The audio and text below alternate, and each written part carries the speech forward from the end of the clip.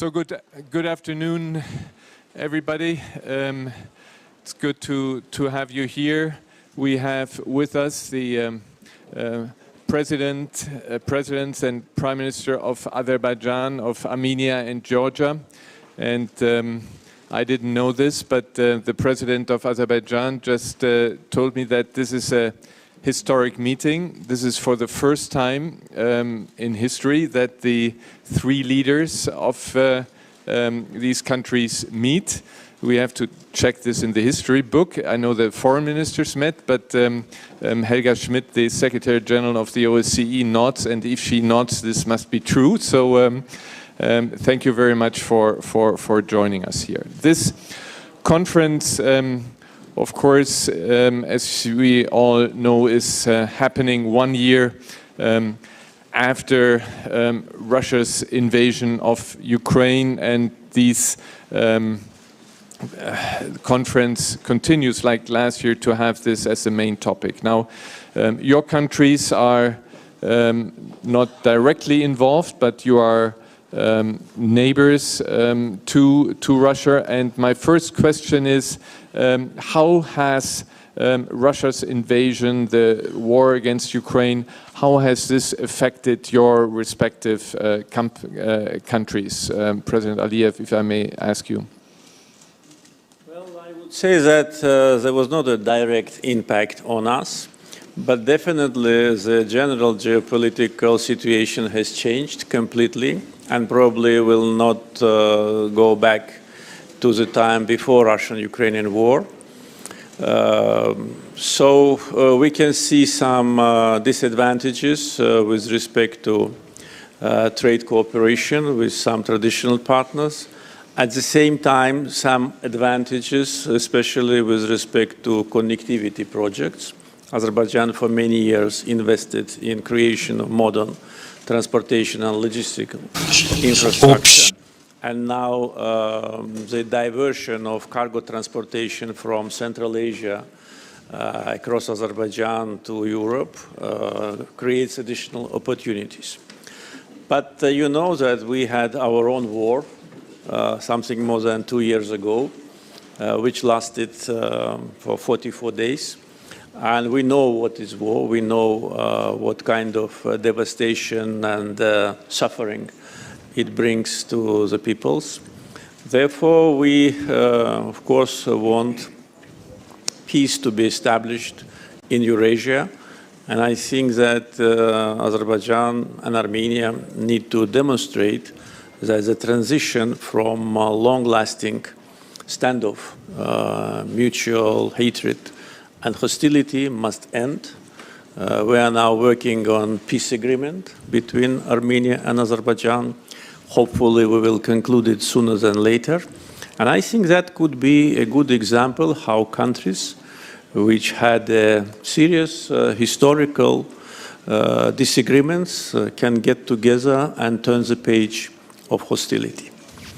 So that would be my answer. Thank you very much. And before I ask the Prime Minister of Armenia to respond to this, I would pass through Georgia. Georgia, of course, has these occupied territories, Abkhazia, South Ossetia. And what is the effect now for your country from the side of Russia? Are there still, how about the Geneva talks? Is there anything happening? How has this impacted you?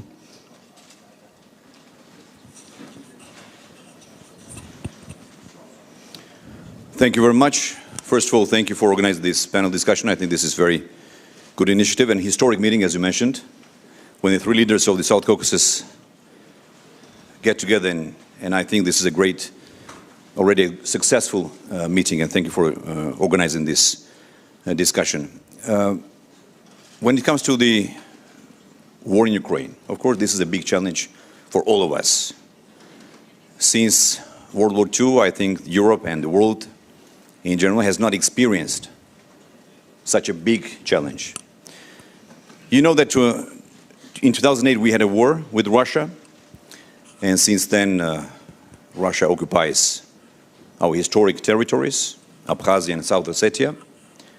Russia has 2 military bases on our territory. And since then, we have been facing lots of problems, challenges.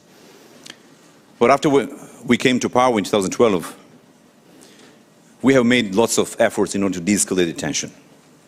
De-escalate tension, and at the same time, of course, we have been very active on our European integration path. Georgia signed association agreement, deep and comprehensive free trade agreement with the European Union. We got the visa-free regime, and last year this was a historic decision when the European Council decided to give us a European perspective. So to respond to your question, how the war in Ukraine affects all of us, and Georgia, right now we all see that Russia is focused on Ukraine. It's a devastating war, and I have to say that we must do everything in order to stop this war.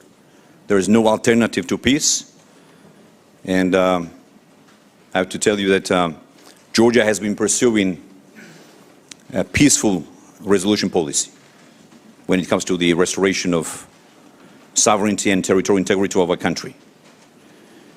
We have made it very clear that Georgia has a peaceful plan to restore its territorial integrity. I want to thank the OSCE, EU, US, and other participants who have been actively involved in the mediation process. You mentioned, Mr. Hoisgen, Geneva international discussions. This is the only platform that we have right now with the Russians. And so therefore, I must repeat again that this war must be stopped. We have seen this war and the effects of this war in our country in 2008. And a lot of people died, and we lost control on our territories completely. And as I said, Russia has military bases on our territory, and it's ongoing. It doesn't stop. I also want to mention that since 2008 war, we haven't seen any sanctions that were imposed on Russia. On the contrary, we saw that business continued as usual. Therefore, it was a very, let's say, bad signal. To conclude, I think the international community now must decide how we move forward, because if this war continues, it means more devastation, more killings of civilians. So therefore, once again, I want to repeat that our intention, our main, let's say, goal has to be to stop this war. Yes, I think you are absolutely right. The killing has to stop. But let me just briefly come back to your country. You mentioned 2008, and I was at the time advisor to the chancellor, and it was a very, very difficult situation where we don't have to go into detail. But going back to 2008, may I ask you?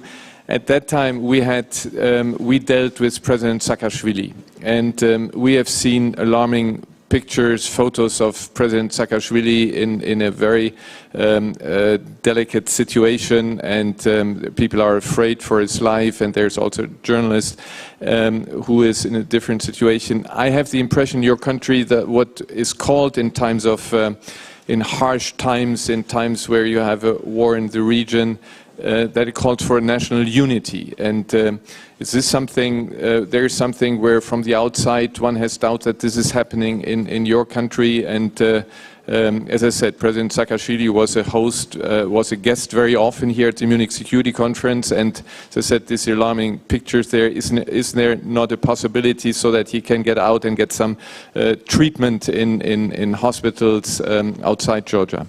Well, first of all, thank you for this question. I don't want to talk about and speculate about the health of President Saakashvili, who is now in a private hospital. I want the people to know that he arrived in Georgia, he came back in Georgia 2 years ago, actually more than a year and a half ago, October 1st, to be more precise. The idea of his comeback was to make another revolution in Georgia, to organize mass killings and bloodshed, he failed, and he ended up in jail. So he requested that we transfer him in private hospital. I don't want to bother the audience about the details, but since you asked this publicly, I have to respond. So he has been in the private hospital for more than 8 months, and the Georgian government has been providing maximum support, maximum comfort, all the privileges that other prisoners are not receiving. You mentioned the pictures and photos. I want to say that Mr. Saakashvili is a good actor. Georgian government has been doing everything we can, the maximum support. Again, I want to repeat. We even made proposal, offer to his family to bring any doctors from any hospital or from any country to provide medical, in case he needs medical support in Georgia. So this is my answer. And I also want to mention that probably you have seen lots of fake news, disinformation that has been spreading by the lobbying firms of Mr. Saakashvili and his family. For example, I want to give you just a fact. Last month it was disclosed that his family officially paid $1 million to launch an aggressive media campaign all around the world. So what you hear, what you see on the videos or on Facebook or social network does not actually describe the reality. So therefore, no one stands above the law. We are building a strong democracy in Georgia. We are building, strengthening democratic institutions. This is the understanding of democracy, I guess, that no one should be above the law. Saakashvili committed grave crimes, such as the killings of former banker Girguliani. This was a famous case. Beating up to death former member of parliament, and many other cases, seizure of private TV channel Imedi, for example. Plus, he added another crime, which is the crossing illegally state border. By the way, for your information, he spent 2 days in a container truck, refrigerator, when took a ferry boat from Ukraine, from Odessa, to come back to Georgia to do revolution. So this is the story. I didn't want to talk about this individual here at this panel to bother you all the details, but since you asked, Mr. Hoisgen, I want to respond about this. Yeah, I don't want to deepen into it, just a humanitarian appeal I would like to launch there. Prime Minister Phashinyan, coming back to the question I asked at the outside also to President Aliyev, the repercussions of the war of Russia against Ukraine on your country. Thank you. I also would like to express my gratitude to you and for organizing such a format. And really, I agree, maybe it is historic meeting, but it's very important to identify the content of the history that now is being created, because we can have different outcome, consequences or results, and I think we need to be result-oriented, and that is our approach. And as far as your question is concerned, you know, global instability can make things in our region better. Because, you know, for a long time, all international attention is concentrated on Ukraine, understandably, and it creates new risks for our region. And it's very important to keep the international attention to our region as well, because I think there are many risks to be managed. What is our approach to this whole situation?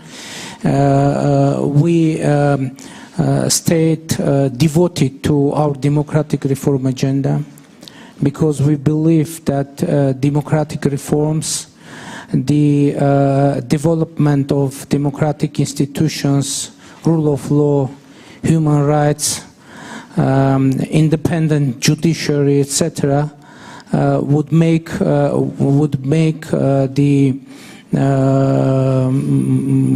overall situation in our region better, and we think that it is a benefit for whole region for us to do a part of our part of the job.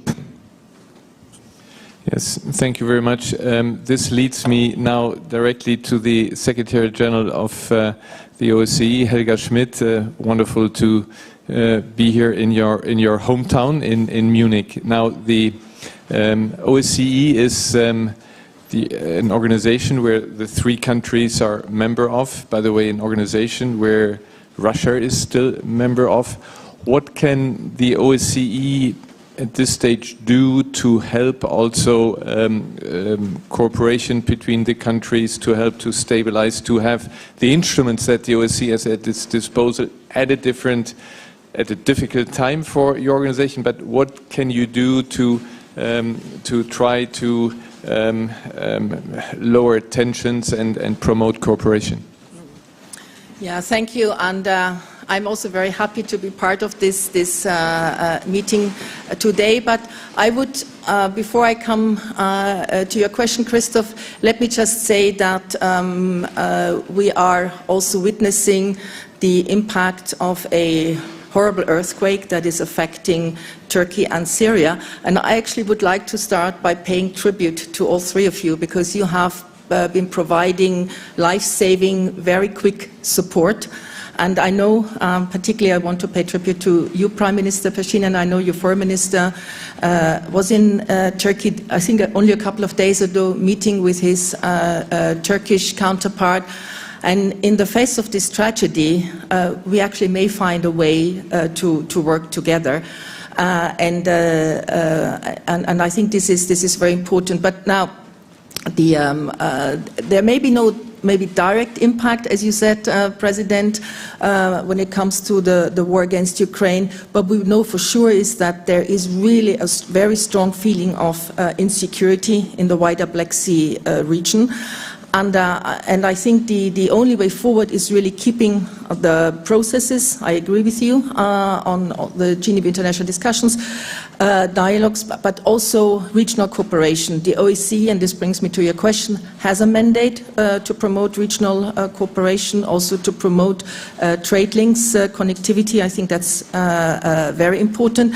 Now, it's very difficult to build sustainable peace, reconciliation. There are outstanding issues that need to be addressed related to the border, missing people, detainees, also mines. So this is why it's very important to use all the means we have, also on confidence building measures. For example, regional humanitarian demining efforts could be envisaged. We work a lot already with youth. Youth are the stakeholders of tomorrow, to bring together the leaders of tomorrow with all 3 countries. You will not be surprised to hear me say that women have to be part of all of that. But regional cooperation is important. I also am very supportive of the Brussels-led dialogue, I think, because it can deliver very concrete results, and also the implementation of the roadmaps agreed. In the end, it's about people. It's about conflict-affected people that deserve a better life for their future. Thank you. Helga, you mentioned also, Prime Minister Pashinyan, that you are helping in Turkey also now in the face of this horrible earthquake.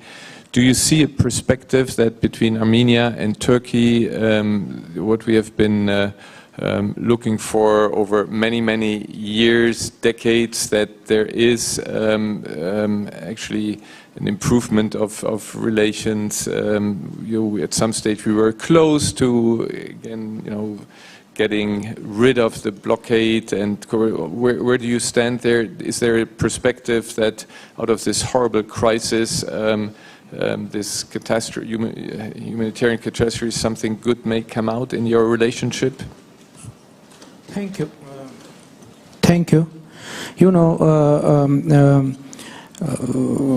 deciding to send humanitarian aid and rescuers to Turkey, we had humanitarian motivations only because millions of people suffered next to us.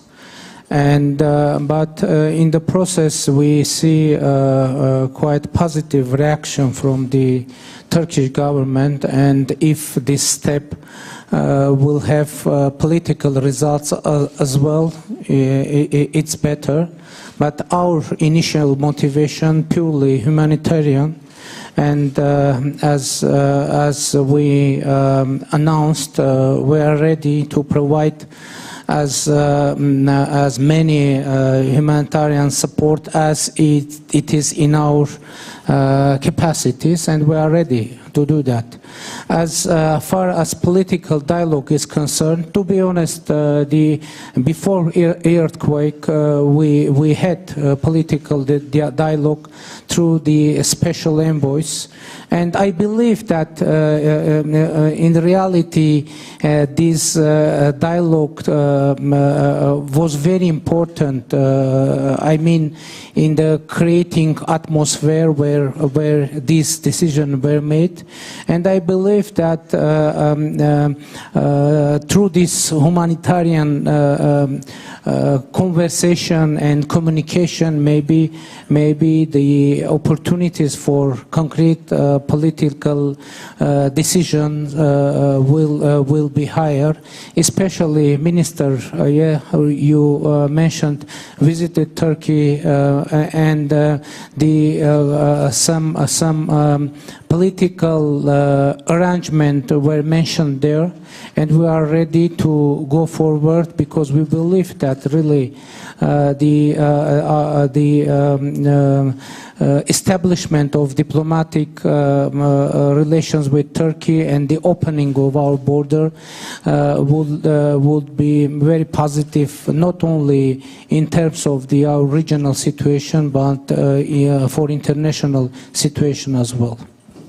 Yeah, let's hope that this comes out. We had originally the Turkish Foreign Minister Çavuşoğlu wanted to come here, but of course, due to the situation in the country, he had to stay home. But let's hope that this will lead to something, because this border was closed for far too long, and we have to come also to improvement for the relations there.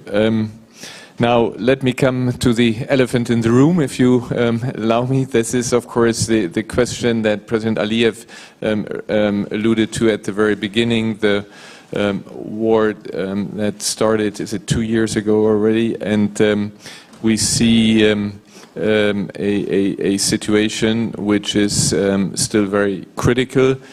We are not here to do any negotiations, but of course we are, when you look at it, the outside, the international community, we are concerned about the humanitarian situation, and one looks always, as we have been looking right now with regard to humanitarian aid to Turkey, we are looking at humanitarian steps. We see the Lachin corridor that is seen from the outside blocked, and we wonder, and maybe Prime Minister, you can tell us a bit about maybe efforts to have some confidence building measures there to see that somehow the situation improves. And we would, of course, all, and afterwards I would like to turn to President Aliyev again, we would, of course, like to see that through some small steps we come to a de-escalation and come closer to a resolution of this conflict.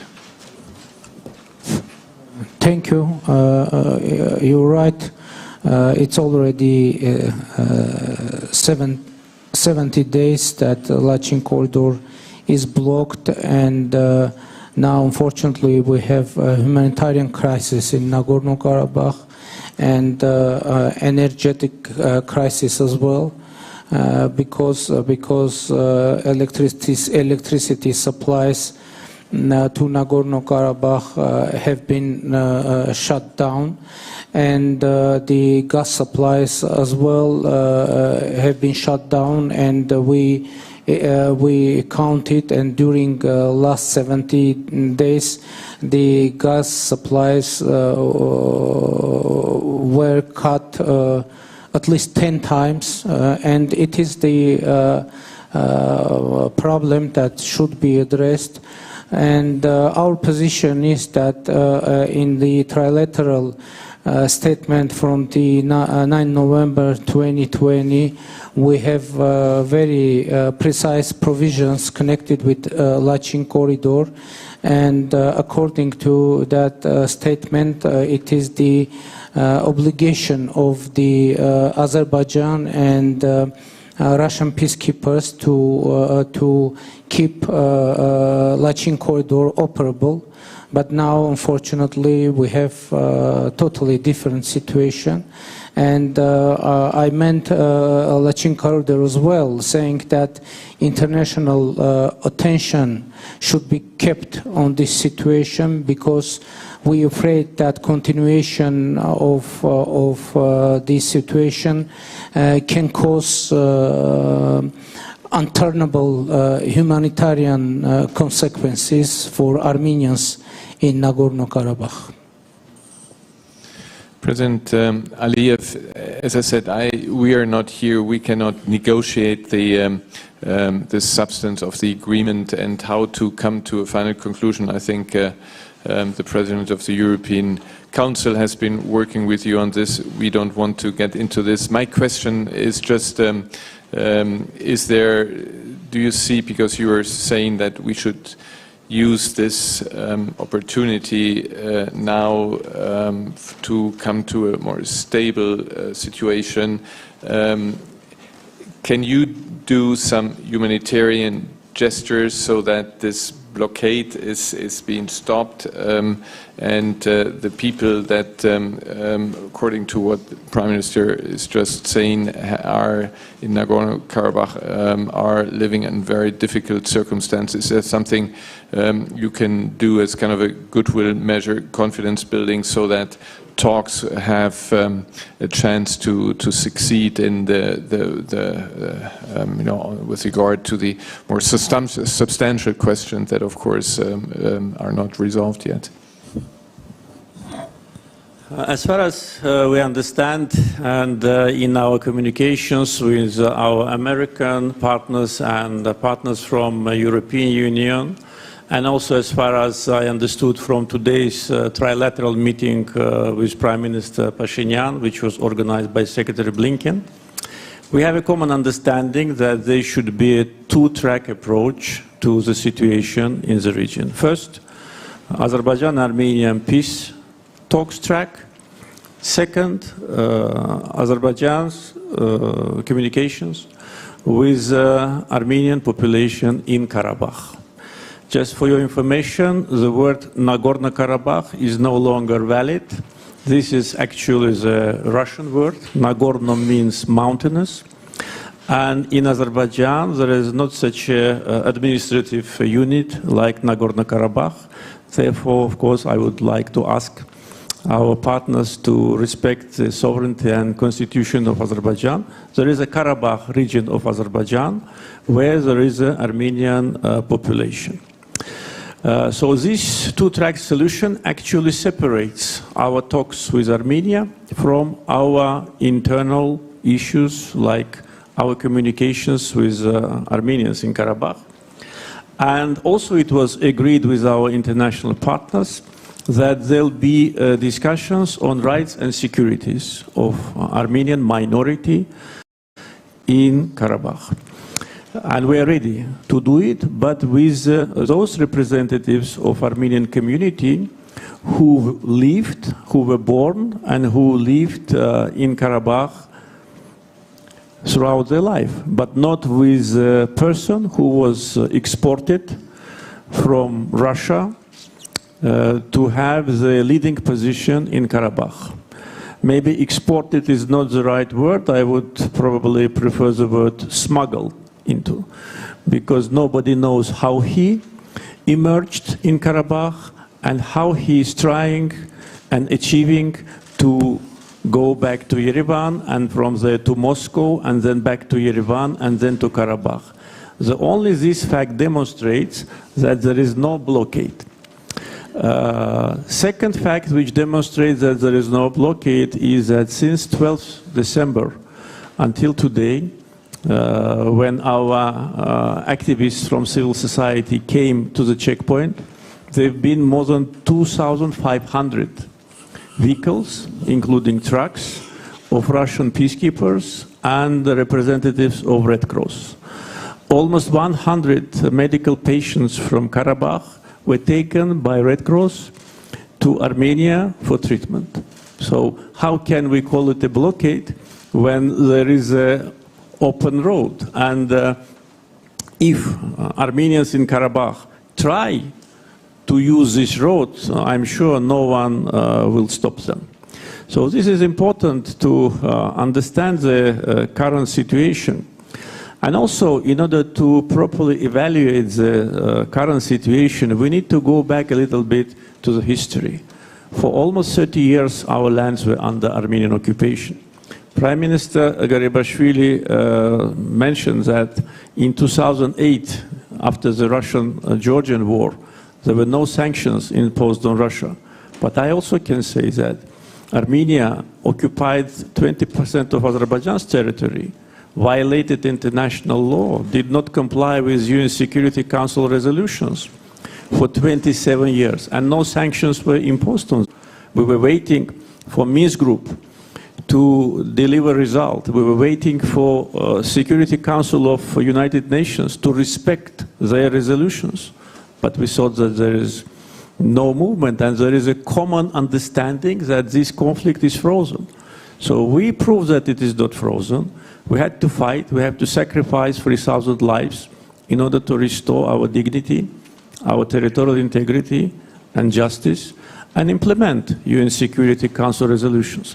Therefore, we cannot take out of the context today's situation in Karabakh or our communications with the Armenian community there and just forget about 30 years of occupation, forget about that the territory equal to the territory of Lebanon is totally in ruins. And that was done not by aliens, that was done by our neighbors who came, occupied our land, made 1 million Azerbaijanis homeless, destroyed 65 out of 67 mosques, desecrated them, and then when we kick them out, they now plead for justice. They accuse us of occupation, those who occupied us for 30 years. And also one thing is also should not be forgotten, that the trilateral declaration of November 2020, which Prime Minister referred to, actually de facto, is a capitulation act by Armenia. We fought the war, and the results of the war have been accepted by international community and by Armenian society. And the best indicator to that was a new mandate which Armenian population gave to Prime Minister. And that was a mandate for peace. Therefore, we need to look to the future. And I think that if we look to the future, and today is, as we discussed just prior to the session, is a historical day because for the first time 3 leaders get together in the independent countries. There was cases like that during the Soviet times. And we should not miss this opportunity. Karabakh Armenians are Azerbaijani citizens, a minority. Azerbaijan is a multi-ethnic country, and all minorities in Azerbaijan enjoy same rights and privileges, including cultural, linguistical, and any other, and also security.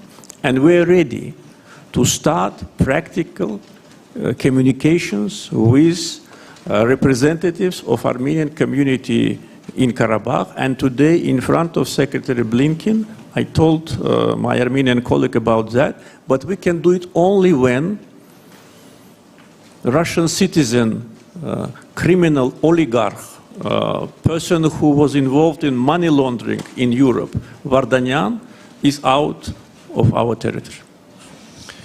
Now, as I said, we cannot replace negotiations here, but I would like to give the Prime Minister Phashinyan, a possibility to react to what he heard from President Aliyev. And then also I would like to give the audience, of course, a chance to ask questions and to the panelists. Prime Minister. Thank you. About Nagorno-Karabakh, you know,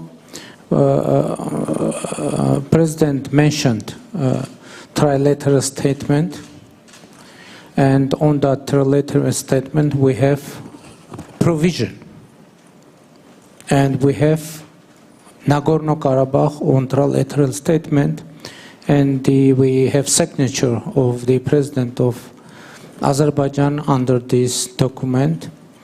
And we have Lachin corridor that should be freely operable. And by the way, according to that trilateral statement, out of control of Azerbaijan, and it is according to the signature of President of Azerbaijan. And recently, you know, some Armenians children from Nagorno-Karabakh, they tried to travel by bus through Lachin corridor, and they were stopped and masked. Some Azerbaijani persons with masks intruded into bus, and children there were screaming. And that was the last attempt of the Armenians on Nagorno-Karabakh to freely commute through Lachin corridor. President Aliyev mentioned destroyed mosques. You know, I would like to say that in 2017, in Azerbaijan, several mosques were destroyed for building new roads. And President Aliyev mentioned that several, I don't know how many thousand mosques that were destroyed. And by the way, in the Soviet time,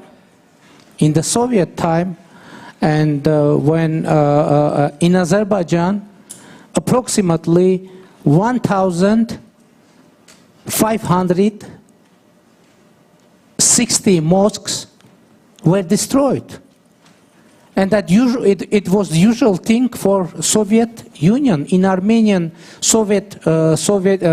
Soviet time, churches were destroyed, mosques were destroyed, and you know, Armenians of Nagorno-Karabakh, they shouldn't pay the debts from the Soviet time.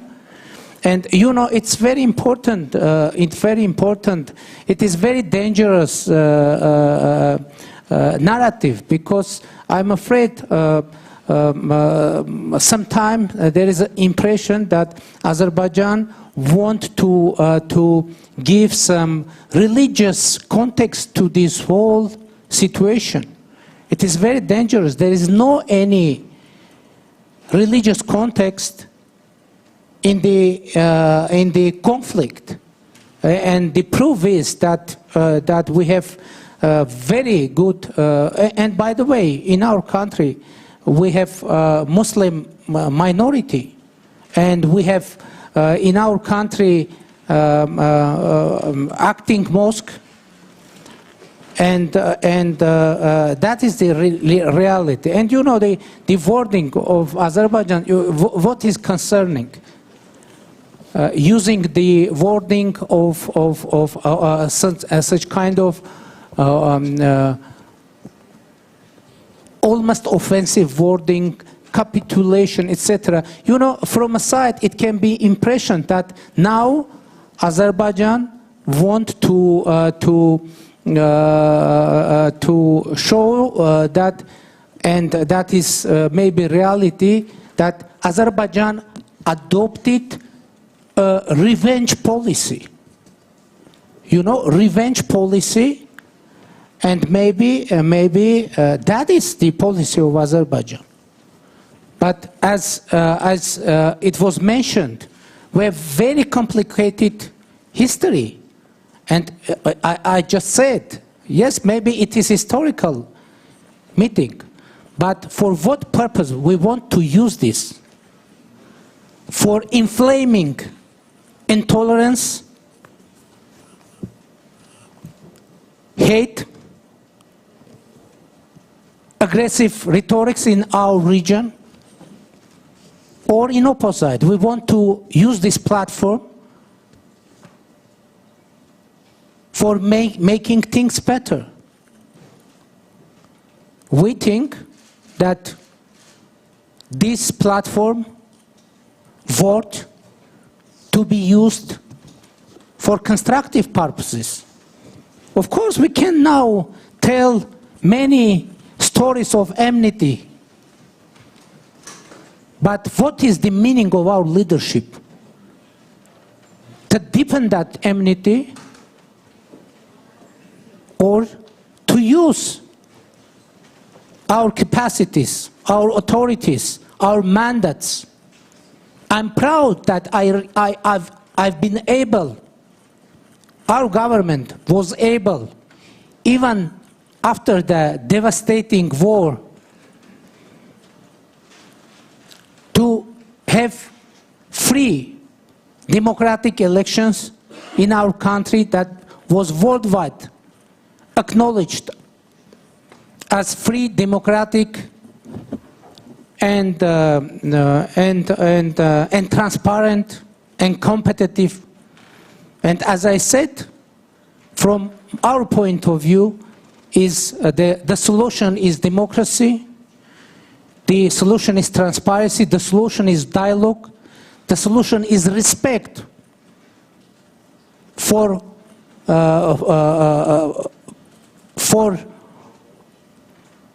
all countries in our region. And we are ready to work to that direction. Thank you. No, thank you very much. We will not be able to go any deeper into this. Again, my appeal is what I said at the beginning, that maybe this will help a bit to have some confidence-building measures, to see to it that when the Lachin corridor is used by children, to get humanitarian aid, to get have people travel there, that this is possible, so that people don't have to suffer from the political differences that subsist there. Also, that they have access to energy. So this is only the appeal we can launch here from this podium.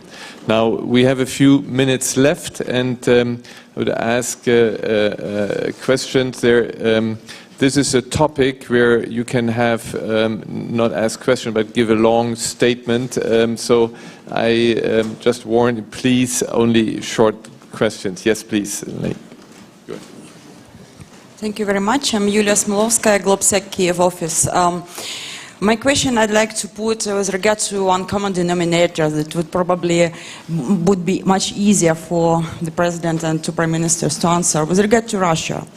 So basically, have the situation, the war in Ukraine, which was unexpected to most of us, forced you to reconsider your perception of Russia, because right now it is saying that Russia has turned itself from the point of stability into the country of instability in terms of security. So in this case, I see a bit of developments on all the sides with all the countries. So the question to the Prime Minister of Armenia is, you mentioned a couple of times that collective treaty, security defense treaty organization is not very productive at the moment, and raised this issue that Armenia might be leaving it. So could you dwell a bit more on these prospects? Then for the Prime Minister of Georgia, we reassessed the calculations about the potential strategic moves of Russia. While they are losing in Ukraine, they might be considering of making some blitzkriegs in the countries they consider much more vulnerable and easy targets, like Moldova and Georgia. Do you see this threat for your country?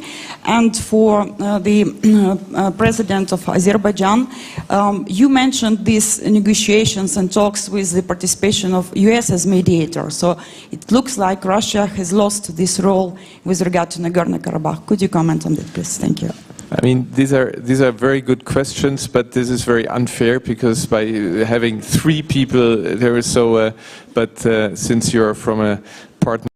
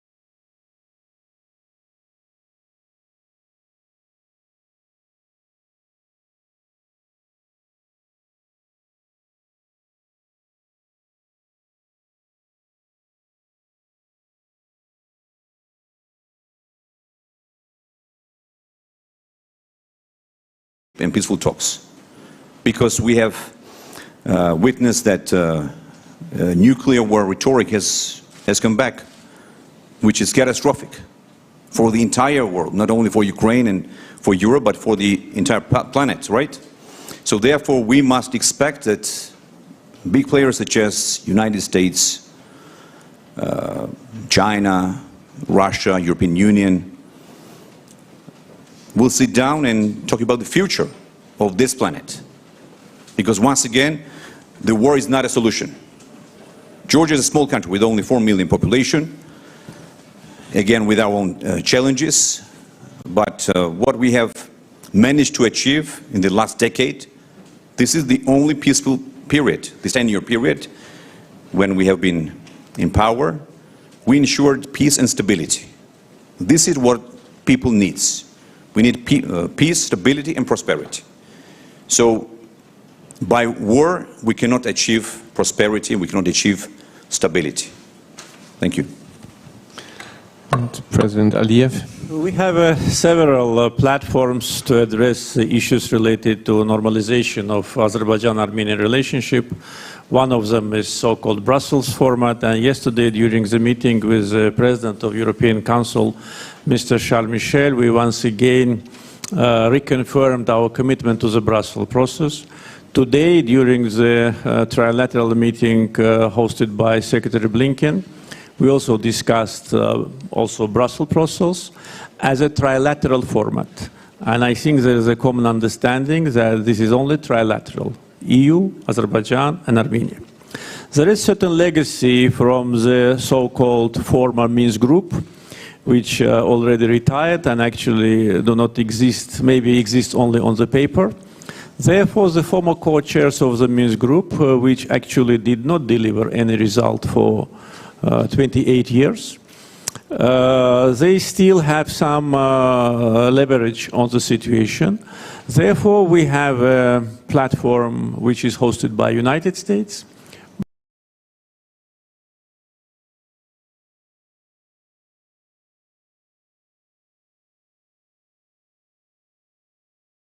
So everybody is in this.